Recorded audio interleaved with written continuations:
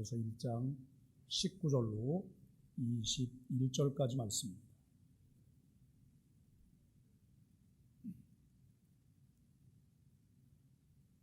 말씀을 함께 같은 목소리로 읽도록 하겠습니다. 내 사랑하는 형제들아, 너희가 알지니 사람마다 듣기는 속히 하고 말하기는 더디하며 성내기도 더디하라. 사람이 성내는 것이 하나님의 의를 이루지 못함이라. 그러므로 모든 더러운 것과 넘치는 악을 내버리고 너희 영혼을 능히 구원할 바 마음에 심겨진 말씀을 온유함으로 받으라. 아멘. 이 시간에는 에이든 양상물이 하나님의 이름을 찬양하도록 하겠습니다.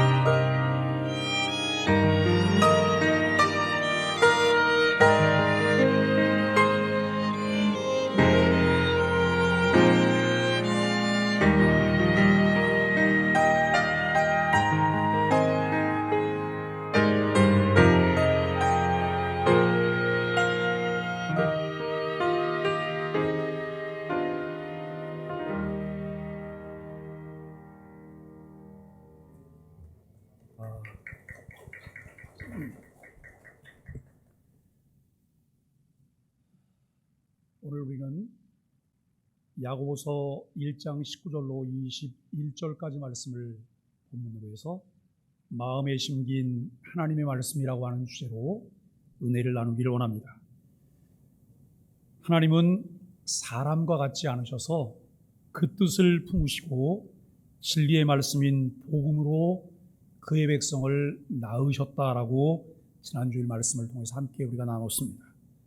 그 영적인 생명을 가졌기 때문에 14절과 15절에서 경고하신 것과 같이 우리에게 주신 강한 감정과 강한 열정으로 죄와 사망의 길로 가지 않는, 그런 길로 가지 않을 수 있는 영적 생명을 가진 하나님의 백성으로서 새로운 교회들이다라고 하는 것이죠. 우리가 나뉜 마음, 두 마음을 품지 말아야 될 이유가 여기에 있습니다. 모든 것을 풍성하게 필요에 따라 주시는 하나님을 믿는 마음으로 받는 것을 이제 깨닫고 누리며 살 때 세상을 부러워하지 않을 수 있습니다. 우리에게 중요한 것은 주시는 하나님으로부터 풍성히 받아 누리는 것입니다. 내가 무엇을 할까, 무엇을 드릴까 보다 주께로부터 받은 것이 무엇인가를 살펴야 합니다. 받은 것이 없을 때 이 세상을 살아가며 하나님의 뜻에 따라서 살아갈 수가 없기 때문입니다. 믿음은 우선적으로 나의 것을 드리는 것이 아니라 하나님께 모든 것을 받는 것입니다. 받아야 살 수 있습니다. 하나님은 우리들이 하나님을 알 수 있도록 계시의 방법으로 하나님을 우리에게 보여주셨습니다. 원시적일 때는 꿈과 이적, 환상을 통해서, 또 하나님이 직접 나타나시는 신의 현현을 통해서, 선지자를 통해서 보이시고 말씀하셨지만, 이제는 우리들이 언제든지 보고 들을 수 있는 66권 성경을 주셨습니다. 성경을 휴대할 수 있고 언제든 그 말씀을 들을 수 있도록 이제 내 손안에 있는 말씀이 되었습니다. 오랜 세월 교회를 다녔어도 우리에게 아무런 변화와 신앙생활의 이유를 알 수 없다면 창조주로서 전능자이신 하나님으로부터 좋은 선물을 받지 못했기 때문입니다. 내 생각과 가치와 인생 전체를 바꾸어 놓을 좋은 선물이 위로부터 주어진 것을 확인하고 누릴 때 두 마음이 아니라 전심으로 하나님의 뜻대로 살 수 있는 능력을 얻습니다. 예수 그리스도를 주로 믿고 고백하는 사람들의 모임을 교회라고 합니다. 그리스도를 머리로 하는 그의 몸의 지체로서 교회입니다. 예수님을 믿는다고 하는 것은 예수님이 어떤 분인지를 알고 받아들이는 것입니다. 영접하는 자 곧 그 이름을 믿는 자들에게는 하나님의 자녀가 되는 권세를 주셨습니다. 야고보는 예수 믿는 사람들을 진리의 말씀으로 태어난 사람들이라 라고 말합니다. 18절에서 하나님께서는 진리의 말씀을 통해 우리에게 생명을 주셨습니다. 하나님께서 품으신 그 뜻에 따라 그분의 주권적인 의지로 첫 열매인 새 백성을 주셨습니다. 하나님께서 새 백성을 삼으시는 이런 구속적 행동이 실제적으로 어떤 놀라운 결과를 가져왔는지를 설명합니다. 오늘 본문 19절을 각각 다른 한글 번역본을 통해 살펴보겠습니다. 먼저 우리가 보고 있는 개역개정이죠. 내 사랑하는 형제들아 너희가 알지니 사람마다 듣기는 속히 하고 말하기는 더디하며 성내기도 더디하라라고 말을 합니다. 현대인의 성경에서는 사랑하는 형제 여러분 이것을 명심하십시오. 누구든지 듣기는 속히 하고 말은 천천히 하며 함부로 성내지 마십시오 라고 말합니다. 여러분 이 구절에서 알아야 한다, 이것을 명심하십시오 라고 말합니다. 무엇을 알아야 한다고 말할까요? 듣기와 말하기입니다. 그리고 화내기입니다. 18절에서 하나님께서 그 품으신 뜻과 하나님의 주권적 의지로 구원받아 돌이킬 수 없는 새 백성이 된 것을 말했습니다. 이제는 그 구원의 행동의 의미와 결과를 이해하고 받아들여서 실제적으로 구원을 이루어가도록 한다는 의미인 것을 알게 됩니다. 다시 반복하여 살펴보면 하나님이 주신 은혜에 의해 믿음으로 구원받았다는 것은 구원의 보증입니다. 구원은 보증이 되어 죄에 대한 책임이 사라졌습니다. 그러나 실제적인 삶에 그대로 나타나고 있는 죄로 인한 오염의 영향은 그대로 있어서 악취를 풍기고 악한 영향을 드러내고 있습니다. 구원의 보증을 받아 죄에 대한 책임이 사라졌으니 이제는 구원받은 자로 죄에 대한 오염을 해결해야 한다는 말씀입니다. 두렵고 떨림으로 너희 구원을 이루라고 말씀하는 빌립보서 2장 12절 말씀을 우리가 생각하게 됩니다. 여러분, 이것은 점진적 성화를 가리키는 말씀입니다. 그의 뜻, 진리의 말씀으로 우리를 낳으셨다고 하는 이 사실은 변함이 없습니다. 그런데 영적 신생아로 그대로 머물러 있다면 그의 삶에서 구원받은 자의 실제적 모습을 볼 수 없습니다. 아이가 태어나면 사람들이 지금 방 안에 사람이 몇 명이 있냐고 물어볼 때 지금 태어난 아이도 사람 숫자에 포함하지요. 왜요? 사람으로 태어났기 때문에. 그런데 그 아이는 아직 사람 구실을 할 수가 없어요. 그냥 태어나서 지금 있는 것, 신생아 자체가 그 아이의 여러분 사람 존재 자체예요.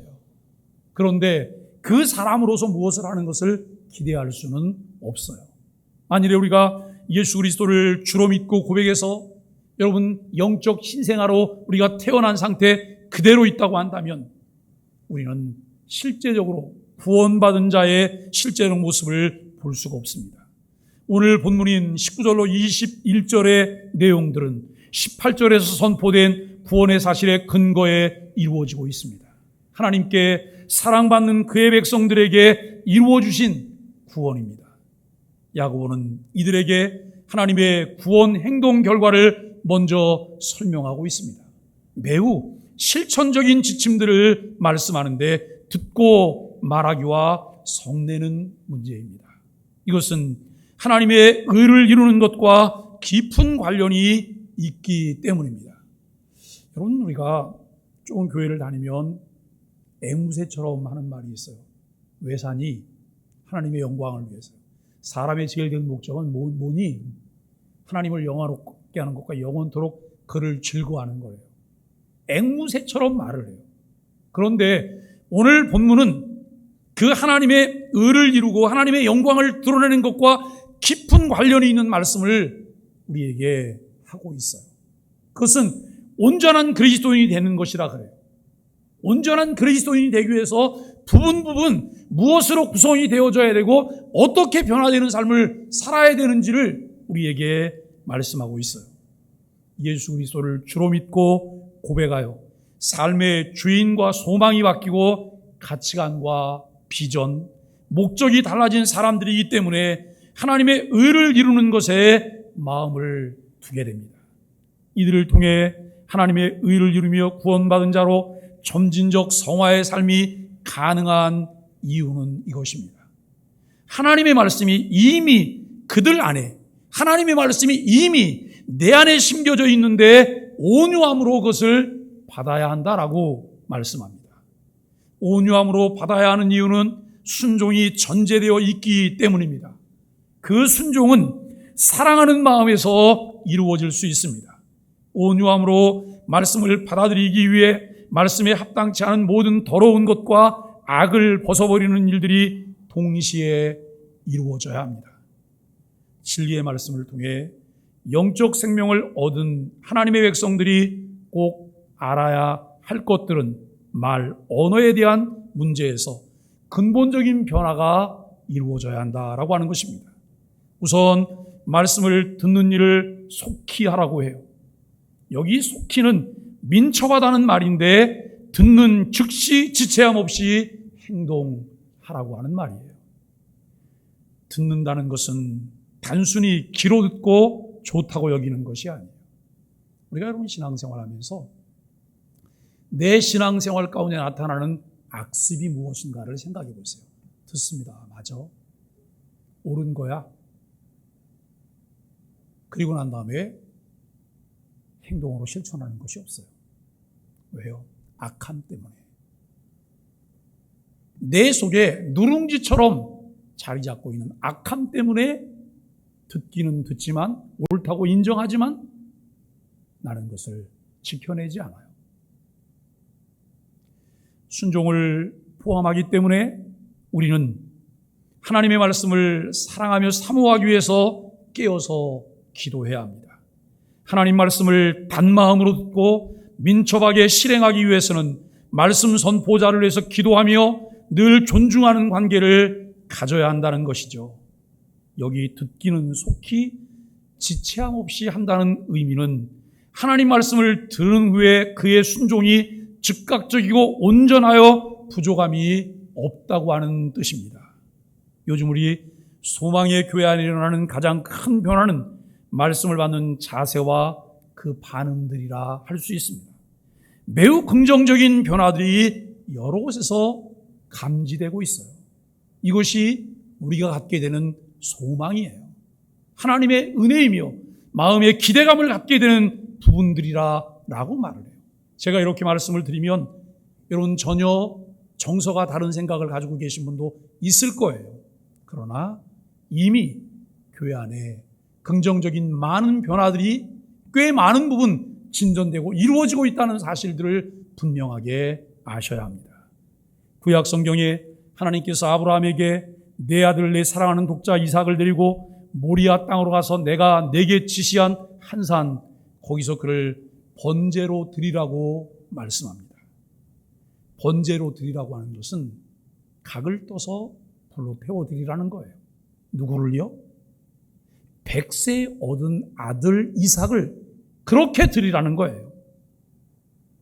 이때 말씀을 들은 아브라함은 인간적으로 생각하면 말도 안 되는 명령임에도 불구하고 즉시 아침에 일찍이 일어나 이삭을 데리고 하나님께서 그에게 지시하는 곳으로 갔던 것과 같은 순종이라는 거예요. 하나님의 말씀이 내게 들려질 때 아브라함이 순종했던 것과 같은 순종의 자세가 우리에게 필요하다는 말씀입니다. 그것이 듣기는 속히 한다는 의미입니다. 우리들의 귀는 하나님의 말씀만 들으라고 있는 것은 아닙니다. 사람의 말도 듣습니다. 사람의 말도 속히 들어야 합니다. 그런데 분별력 있는 지혜를 가지고 들어야 합니다. 어리석은 사람의 말을 속히 들으면 함께 어리석게 될 뿐입니다. 이단 사이비에 미혹하는 말을 들으면 그 미혹에 빠져 파멸에 이르는 것만 있습니다. 사람을 구속하는 하나님의 진실한 말씀과 대조적으로 인간의 말이 얼마나 위험한가를 지적하는 내용이기도 합니다. 여러분, 신앙생활은 사사로운 정에 끌려다니는 게 아니에요. 인간적인 생각에 끌려다니는 것이 아니에요. 진리 앞에 냉정해져야 될 것은 냉정해져야 돼요. 왜요? 그것이 분별력이에요. 그런데 우리는 때때로 사사로운 정 때문에, 그 정이 뭔지 정 때문에 진리를 왜곡하거나 외면할 때가 있어요. 그런데 진리를 외면하거나 왜곡한 것에 대해서는 반드시 심은 대로 결과가 우리에게 주어진다고 하는 거예요. 사람의 말은 하나님이 주신 지혜의 선물과 깊은 관련이 있기 때문에 지혜로운 말, 경우에 합당한 말이 얼마나 중요한가를 다시 한번 생각해 보아야 합니다. 듣는 것을 속히 민첩하게 하라고 말씀하며 말하는 것에는 둔하게 해야 한다고 말씀합니다. 말을 할 때 대상이 사람이죠. 그러나 우리가 항상 염두에 두어야 되는 것은 코람데오예요. 내가 사람을 대상으로 말하고 있지만 하나님 앞에서 말하는 거예요. 전도서 5장 2절은 너는 하나님 앞에서 함부로 입을 열지 말며 급한 마음으로 말을 내지 말라. 하나님은 하늘에 계시고 너는 땅에 있음이니라. 그런즉 마땅히 말을 적게 할 것이니라고 말씀합니다. 그런데 우리는 듣는 것은 매우 느리고 말하는 것은 전광석화처럼 속사포를 쏘아댑니다. 들어도 매우 고집스럽고 둔할 뿐만 아니라 잘 움직이지 않습니다. 다른 사람이 말할 때 그것을 자기 관점에서 자기 중심으로 듣습니다. 그리고 자신이 듣고 싶은 것만 듣기 때문에 맥락을 잘 이해하지 못하고 곡해하기도 합니다. 그 결과로 쉽게 흥분합니다. 쉽게 분노합니다. 쉽게 격동합니다. 그리고 쉽게 죄를 범하게 되고 죄에 빠지게 됩니다. 잠언 15장 1절은 유순한 대답은 분노를 쉬게 하여도 과격한 말은 노를 격동하느니라 라고 말씀합니다. 관계가 깨지고 다툼과 시기와 분쟁이 일어납니다. 그로 인해 가정이 깨지기도 하고 공동체가 파괴되는 아픔도 겪습니다. 말은 화평이나 의를 이루는 문제와 매우 밀접합니다. 그래서 야고보는 말의 문제를 다루며 3장 18절에서 화평케 하는 자들은 화평으로 심어 의의 열매를 거두느니라 라고 말씀합니다. 팔복 중에 화평케 하는 자의 복이 하나님의 아들이라 불리울 것이라고 예수님께서 말씀하셨습니다. 하나님의 말씀이든 사람의 말이든 듣는 일은 귀를 막고 동시에 자기 속에 있는 악한 것을 쏟아내는 말을 하기에는 빠르고 민첩할 때 하나님의 선한 뜻과 그분의 의를 이루지 못하기 때문에 공동체를 파괴하게 됩니다. 흩어진 교회들인 초대교회 안에서도 이와 같은 일들이 일어났기 때문에 야고보가 이와 같은 문제를 다루는 것으로 보아야 합니다.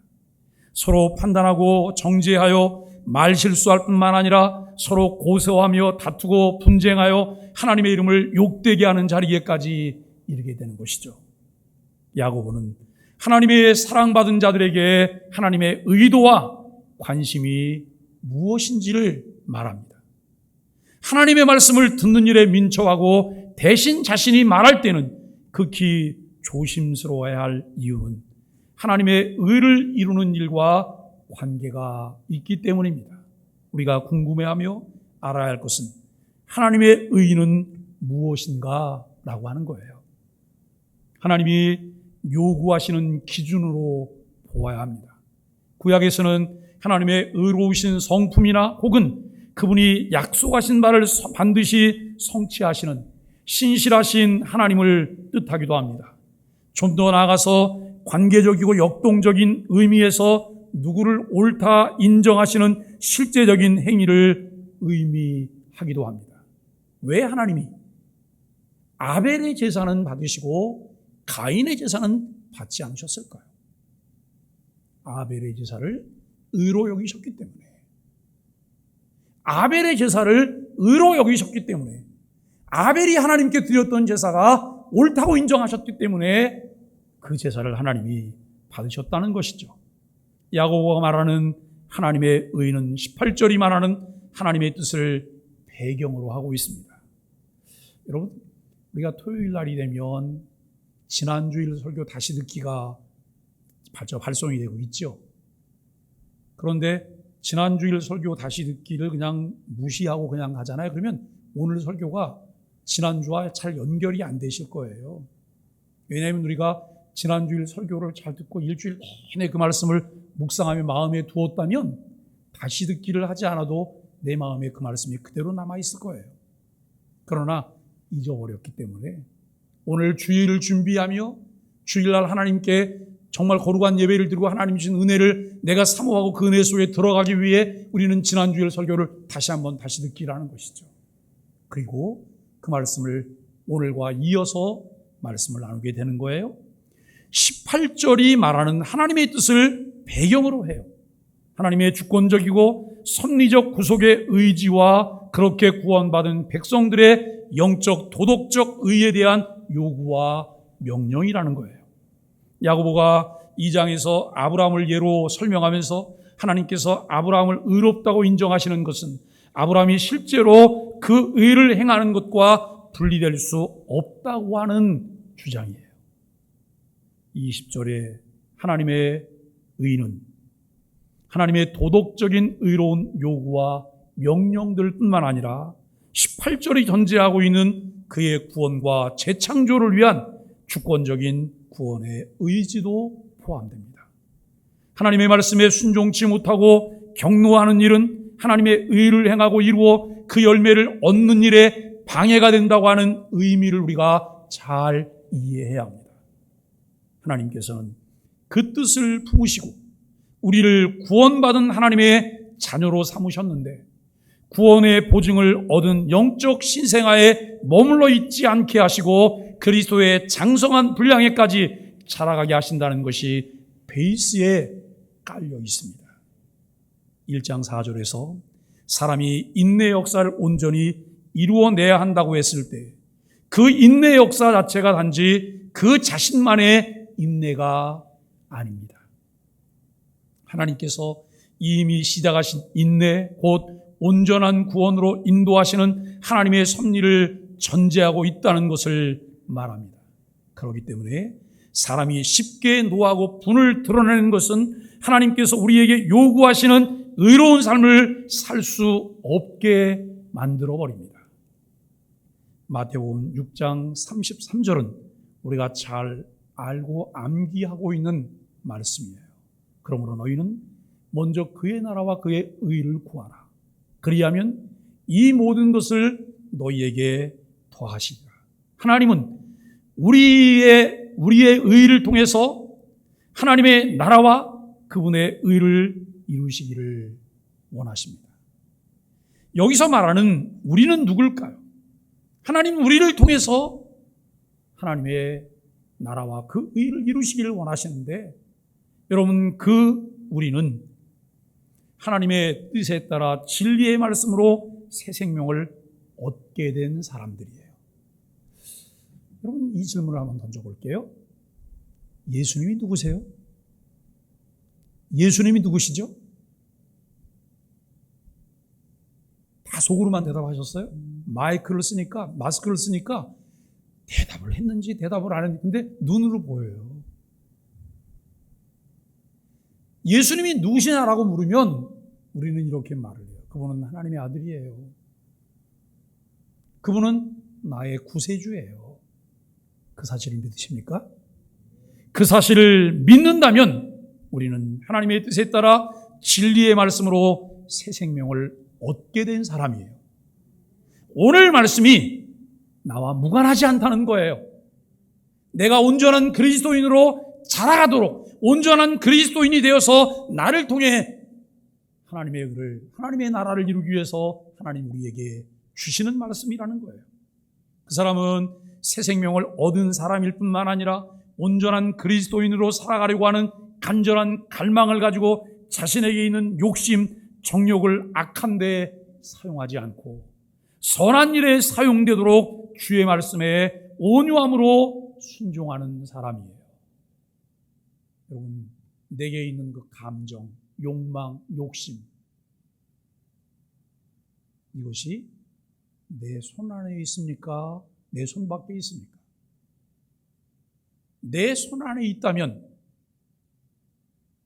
내 안에 계신 성령님을 통해 내가 그분께 순종하려고 하는 마음을 가졌을 때 우리는 이 일을 선하게 사용해요. 가끔 속상할 때가 있어요. 나이가 한두 살이 아닌데 이제는 얼굴을 책임져야 될 부록의 나이도 지났는데 그렇다면 내 인생과 신앙에 관해서 내가 그런 정답을 내어놓아야 될 그런 나이인데도 불구하고 내 안에 정리된 것이 없어요. 내 안에 정리된 것이 없기 때문에 그저 시류를 따라서 늘 갈팡질팡해요. 눈치 보기 바쁘고 상황에 이끌려 다니고 질퍽거리면서 넘어져요. 저는 이 시류에 관한 이야기를 할 때마다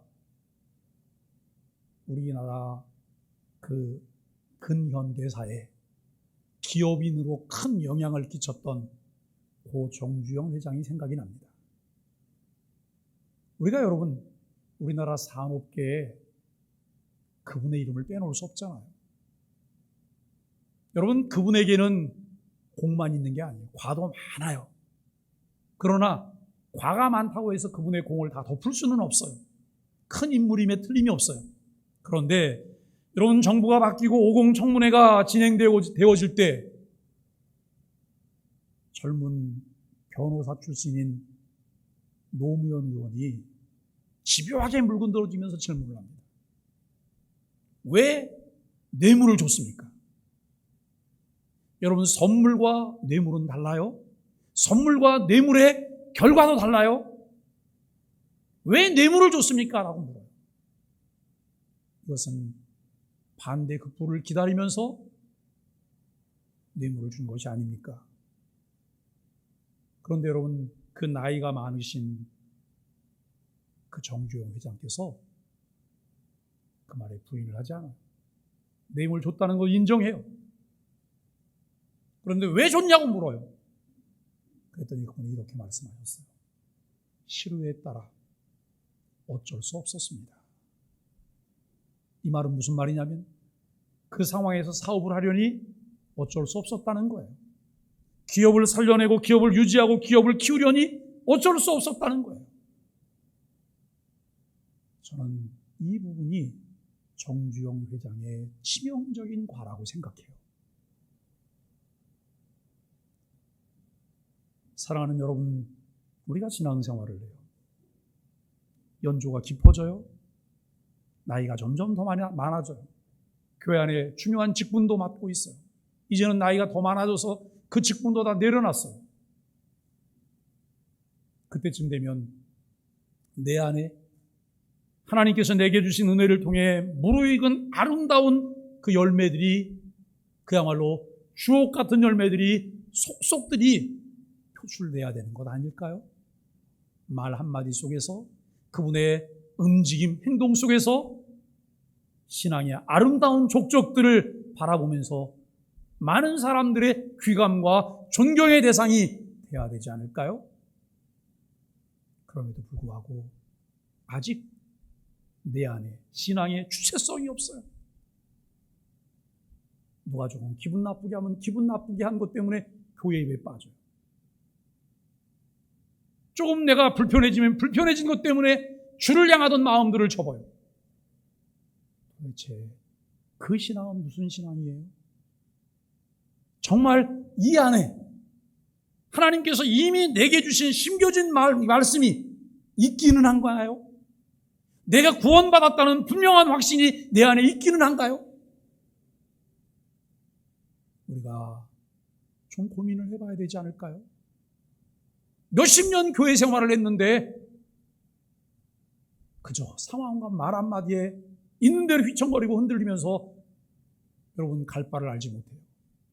이게 얼마나 부끄럽고 창피한 일들일까를 우리는 생각해 보아야 합니다. 야고보는 복음에 의해 그리스도인들에게 주어진 구원의 능력, 능히 너희 영혼을 구원할 그 비밀의 능력을 마음에 심긴 하나님의 말씀이라고 표현해요. 마음에 심긴 하나님의 말씀을 온유함으로 받아들이라. 그 말씀을 온유함으로 받아들이라. 마음에 심긴 하나님의 말씀을 온유함으로 받아들이는 것은 어떤 의미일까요? 그리스도인들은 신분과 가치관이 변화된 사람들이기 때문에 먼저 모든 더러운 것과 넘치는 악을 버리라고 말합니다. 더럽혀진 옷을 벗어버리는 것과 같이 이제는 새 사람으로 삶의 양식을 완전히 변화시켜야 할 것을 말해요. 내가 구원받았다고요. 은혜 속에 있다고요. 기뻐 뛰며 주를 찬양한다고요. 그런데 조금 지나지 않아서 또 질퍽거리고 넘어지고 악한 과거의 모습으로 돌아가요. 이것은 뭐와 같으냐면 돼지우리를 깨끗하게 청소를 하고 여러분 돼지를 목욕시켰어요. 그런데 이 돼지가 그 깨끗하게 치우고 목욕을 시켰음에도 불구하고 그 옆에 지저분한 데로 들어가서 거기 가서 드러눕습니다. 왜 그래요? 돼지니까요. 돼지니까 그러는 거예요. 분별할 줄 모르기 때문에. 그런데 신앙인인 우리에게 돼지와 똑같은 모습들이 나타난다면 그것은 왜 그럴까요? 이유는 단 한 가지예요. 우리 안에 심긴 말씀을 온유함으로 받고 그 말씀을 붙들고 있지 않기 때문에 그런 현상이 나타난다는 것이죠. 그리스도인들이 완전히 버려야 될 그런 대상인 모든 더러운 것과 넘치는 악은 19절에서 언급한 말과 분노를 포함해서 우리들이 회개해야 될 모든 종류의 죄악을 의미해요. 버려야 할 부정적인 권면을 긍정적인 권면으로 마무리를 합니다. 능히 너희 영혼을 구원할 수 있는 마음에 심긴 말씀을 온유함으로 받으라. 온유함으로 받으라고 하는 이 명령은 그리스도인들이 경계해야 할 분냄과는 정반대의 의미로 그 중요성이 아주 분명해요. 마태복음 11장 29절에서 자신이 온유하신 분이신 예수님은 온유함이 하나님 나라를 기업으로 받는 조건임을 말씀해요. 우리가 여러분 미래에 들어가게 될 하나님의 나라, 현재 내가 누리게 될 하나님의 나라, 그 나라에 들어가는, 그 나라를 누리는 가장 중요한 조건이 무엇입니까? 온유함이에요. 온유함. 온유함이 있을 때 우리에게서 쓴뿌리가 사라져요. 내가 시험을 당할 때에도, 내가 유혹에 빠져서 허우적거리고 있을 때에도, 어떤 상황에서도 그것을 온유함으로 이겨내면 마음에 쓴뿌리가 남지 않아요. 흉터와 흔적은 남아있지만 쓴뿌리가 남지 않아요. 그런데 온유함을 놓쳐버리면 문제가 해결되었어도 우리에게는 끊임없이 쓴뿌리가 나와서 또 다른 문제로 진입하게 되는 것을 알게 돼요. 그리스도인들은 혈기왕성하여 자신의 목적을 이루기 위해 바쁘게 움직이기보다는 오히려 온유함 가운데 하나님으로부터 주어지는 은혜를 사모해야 합니다.